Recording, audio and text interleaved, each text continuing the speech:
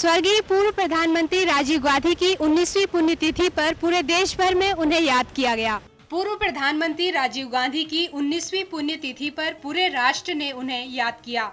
21 मई 1991 को कांग्रेस ने देश के लिए एक नया सपना देखने वाला अपना एक काबिल नेता खो दिया था। उनकी 19वीं पुण्यतिथि पर समाधि स्थल वीरभूमि पर विशेष कार्यक्रम आयोजित किया गया और यूपी अध्यक्ष सोनिया गांधी सहित उनके पूरे परिवार ने श्रद्धासुमन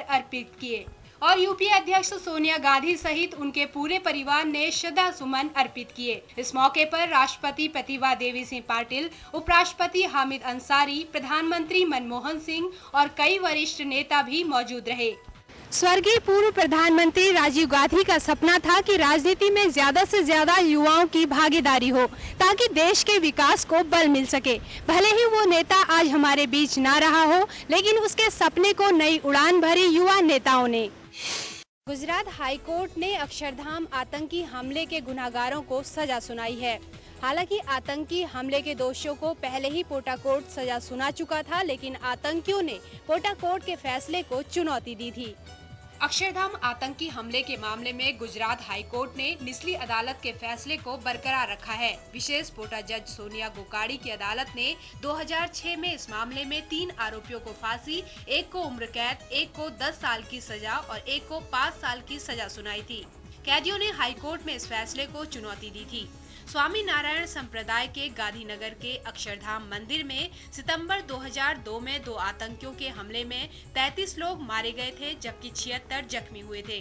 बाद में इस मामले में 6 लोगों को पकड़ा गया, जिनके ऊपर पोटा के तहत मुकदमा चला और फिर पोटा कोर्ट ने सभी को सजा सुनाई। इसके बाद इन सभी ने हाई कोर्ट में सजा के खिलाफ अपील की थी, जिसे आज कोर्ट ने खारिज कर दिया। हमले की साजिश रचने में शामिल 24 लोग अब भी फरार हैं। बाद में इस मामले में 2 और लोगों को क्राइम ब्रांच ने गिरफ्तार किया, जो इस समय जेल में हैं और जिनका मामला लोअर कोर्ट में चल रहा है। गौरतलब है कि अक्षरधाम आतंकी हमले में 33 लोगों की जान गई थी, जबकि 76 लोग गंभीर रूप से घायल थे। इस हमले के बाद 6 लोगों को पकड़ा गया था। पोटा कोर्ट के तहत इन सभी पर मुकदमा चला और सजा सुनाई गई। राष्ट्रपति प्रतिभा देवी सिंह पाटिल 6 दिवसीय दौरे पर चीन पहुंची हुई हैं। इस दौरान उनका स्वागत चीन के प्रधानमंत्री वेन जियाबाओ ने बड़ी गर्मजोशी के साथ किया। चीन के प्रधानमंत्री वेन जियाबाओ ने राष्ट्रपति प्रतिभा देवी सिंह पाटिल का भव्य स्वागत करते हुए उनकी इस यात्रा को बेहद गौरवपूर्ण करार दिया है। राष्ट्रपति 6 दिवसीय दौरे पर कल चीन पहुंची हैं। वेन ने great hall of the people में पाटिल का गर्मजोशी से स्वागत किया। दोनों देशों के राजनीतिक संबंधों के 60 बरस पूरे होने के मौके पर राष्ट्रपति प्रतिभा पाटिल ने आपसी हितों के द्विपक्षीय मुद्दों और क्षेत्र की स्थिति के बारे में चीन के प्रधानमंत्री वेन जियाबाओ के साथ विचार विमर्श किया। वेन जियाबाओ ने जहां प्रतिभा पाटिल के इस दौरे पर खासी खुशी व्यक्त की, तो वहीं राष्ट्रपति ने भी चीन के दौरे पर अपनी गहरी प्रसन्नता जाहिर की। साथ ही चीन को उसके गर्मजोशी से किए गए स्वागत के लिए धन्यवाद भी दिया। गौरतलब है कि दोनों देशों के राजनीतिक संबंधों को 60 साल हो चुके हैं। ऐसे में दोनों देशों के रिश्तों को और बेहतर बनाने की कोशिश जारी है। इस दौरान राष्ट्रपति प्रतिभा देवी सिंह पाटिल और चीन के प्रधानमंत्री वेन जियाबाओ ने द्विपक्षीय मुद्दों के अलावा क्षेत्र की स्थिति के बारे में विचार विमर्श किया। कड़ी सुरक्षा के बीच कांग्रेस अध्यक्ष सोनिया गांधी जम्मू पहुंची। जम्मू पहुंचने पर उनका स्वागत राज्य के मुख्यमंत्री उमर अब्दुल्ला और प्रदेश कांग्रेस अध्यक्ष सैफुद्दीन सोज ने किया। कांग्रेस अध्यक्ष सोनिया गांधी आज कड़ी सुरक्षा व्यवस्था के बीच दिन भर के दौरे पर जम्मू पहुंची। हवाई अड्डे पर सोनिया का स्वागत राज्य के मुख्यमंत्री उमर अब्दुल्ला और जम्मू कश्मीर प्रदेश कांग्रेस अध्यक्ष सैफुद्दीन सोज ने किया। सोनिया के साथ केंद्रीय स्वास्थ्य एवं परिवार कल्याण मंत्री गुलाम नबी आजाद और कांग्रेस महासचिव पृथ्वीराज चौहान भी मौजूद थे। दरअसल सोनिया जम्मू यात्रा के दौरान GDCT परिसर का उद्घाटन करने पहुंची। इस दौरान उनकी सुरक्षा के कड़े इंतजाम किए गए। स्पेशल प्रोडक्शन ग्रुप के जवान CRPF और पुलिस के जवानों के साथ GDCT परिसर पर निगरानी रख रहे हैं। सोनिया नवनिर्मित गुर्जर देश चैरिटेबल ट्रस्ट परिसर की नई इमारत का उद्घाटन करने के साथ ही वो कांग्रेस नेताओं से भी मिलेंगी और राज्य में संगठन संबंधित मामलों की जानकारी लेंगी। पिछले कुछ दिनों में कांग्रेस और नेशनल कॉन्फ्रेंस के बीच मतभेदों की खबर आई है।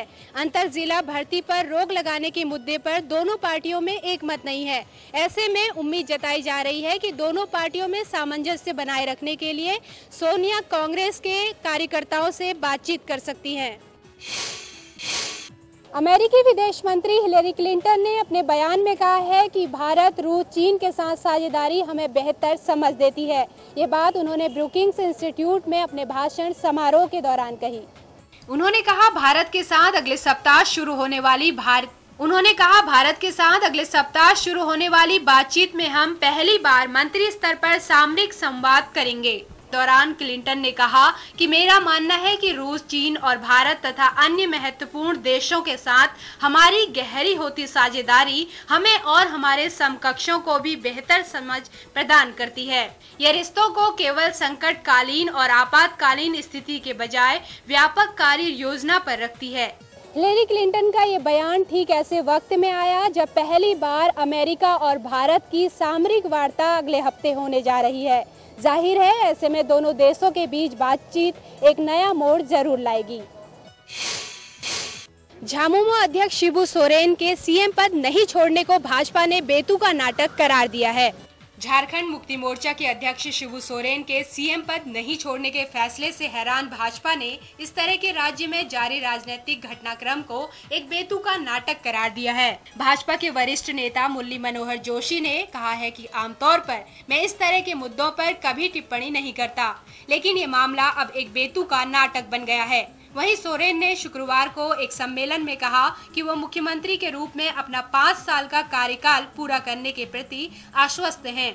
इसके साथ ही गुरुजी ने कहा कि मेरे सरकार 5 साल के लिए गठित हुई थी और हम 5 साल का कार्यकाल पूरा करेंगे। हम आपको बता दें कि सोरेन ने गुरुवार को उस समय एक अजीब स्थिति खड़ी कर दी थी जब उन्होंने मुख्यमंत्री पद नहीं छोड़ने की घोषणा की, जिसके चलते भाजपा नेता ने कहा पार्टी के सामने केवल 2 विकल्प हैं, या तो वो झामुमो के समर्थन से सरकार बनाए या फिर समर्थन वापस ले। सूत्रों के मुताबिक झामुमो भाजपा के किसी मजबूत नेता को मुख्यमंत्री के रूप में स्वीकार करना नहीं चाहती है। गौरतलब है जहां भाजपा ने पूर्व मुख्यमंत्री अर्जुन मुंडा को मुख्यमंत्री बनाने का फैसला किया, वहीं दूसरी तरफ झामुमो का मानना है कि अर्जुन मुंडा भविष्य में उनकी बातों को नहीं मान सकते हैं।